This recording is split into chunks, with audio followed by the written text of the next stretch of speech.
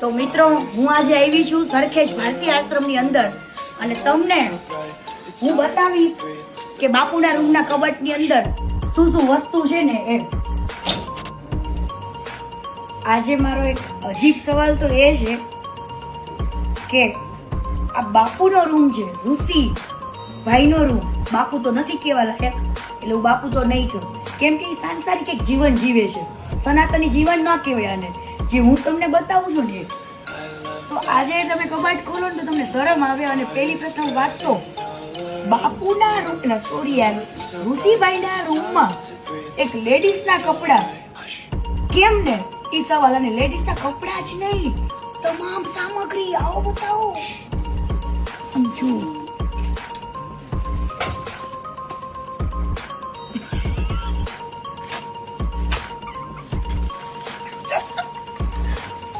ઋષિભાઈ આ તમારા છે, આવું તમારે આવે.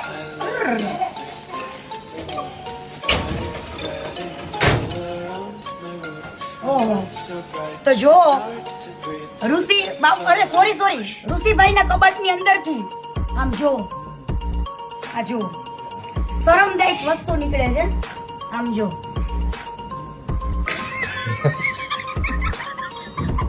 મને દાંત આવે છે આ કબાટ ખોલ્યો ને એમાં.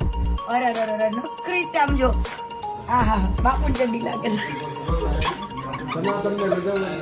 આ એક સનાતન ધર્મને લજાવવાની વાત છે. અમે તમારા રિલેશન ને પોડતા નથી, પણ જો તમારે આવી જિંદગીને તમારે આવા રિલેશન થી જીવવું જોઈએ ને તો આ તમે આ ધર્મ છોડી દો. તમે એક સનાતન ધર્મને લજવી રહ્યા છો, તમે એક સંસારિક જીવનમાં જતો રહ્યો. આ શરમ આવે છે આ કબાટને જોઈને. જો તમે ખાલી જુઓ કેટલી ગંદી રીતના બધું પડ્યું છે. જુઓ ખાલી જો. હવે બાપુ મારો તમને સવાલ છે કે આ કપડા કોના છે ને એ તમારા મોઢે તમે બોલો ને તો સારું રહેશે. એ શું હાથમાં છે? જો તમને બતાવું. પછી સેક્સી નાઈટ ડ્રેસ જો. હવે આવા કપડા પહેરે છે કોણ? જીન્સ. ઓય આ માં, કઈ લેડીઝ નું છે ને બાપુ કહેશે. હા ઋષિભાઈ કહેશે. સોરી, તમને મારા બાપુ કહેવા નથી. અને તમારા નામ પાછળથી ભારતી હટાવી દેજો. તમે સનાતન ધર્મને લજવી રહ્યા છો. અરે આ કોના કપડા કોના છે જો ખાલી. અંદર ટી શર્ટો તો જો. ઓહો આમ જો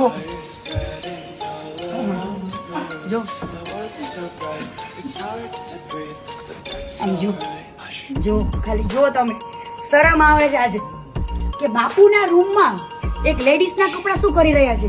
કઈ લેડીઝના છે તમને ખબર છે ને મને ખબર છે, પણ તમે લોકો મોઢે કહેશો ને તો મજા આવશે. જો હો, તમે સનાતન ધર્મને લજવી રહ્યા છો, તમે સાંસારિક જીવન જીવો અને આ બધું છોડી દો. આમ જો આ કોના કપડા છે ને જો. તમે જાણો છો હું જાણું. જો આ તો બધું નીકળતું જ જઈશ. બોલો આમ જો. શરમ આવે છે શરમ. અને અમુક પેકેટો તો ફેંકવા પડ્યા અમારે કે રખડતા હતા. મને શરમ આવે છે કેમ કે મારા ઘણા એવા ગુરુ ભાઈઓ પણ અહીંયા હતા એટલે ફેંકવા પડ્યા. જો બાપુની પેન્ટ લાગે છે. આ બધા જોઈ લો છોકરાના રમકડા.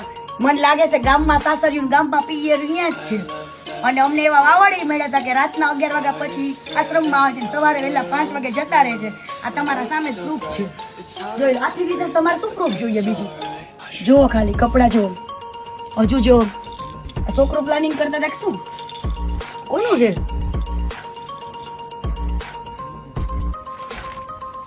જો અરે હજુ તો નીકળતું જ જાય. સમજો આ સાઈઝ કોની છે? આવજો ખાલી જો. શરમ આવે છે મને આજે લેડીઝ થઈ નહીં. ઓહો માય ગોડ. જો આવા કપડા રાખવાના અને ફેન્સી રાખવાના તો આની કરતા તમે આ ધર્મ જ છોડી દો. બરાબર? આ જો મેકઅપ. તમે કયો મેકઅપ કોનો છે? બધું હજુ ઘણું બધું છે. બરાબર? શરમ આવે છે આજે. અને ઋષિ ભારતી બાપુ એટલે સોરી ઋષિભાઈ તમે જવાબ આપજો કે આ કપડા તમારા રૂમમાં કઈ લેડીઝના છે. તમે કયો અમને. અમારે તો નથી બોલવું કઈ લેડીઝના છે. બધા જાણે જ છે, પણ તમે તમારા મોઢે કહેજો કે કઈ લેડીઝના કપડાં છે. વિચાર કરો તમે. તમારે ભાઈ મને તમારાથી કોઈ તકલીફ નથી, આવું જીવન જીવો છો ને એનાથી, પણ મહેરબાની કરીને એક અપીલ કરું છું, સંસારિક જીવન જીવો, ખુશી જીવન જીવો, પણ સનાતન ધર્મને લજવે ને એવા કામ ના કરો. બે હાથ જોડું છું તમને.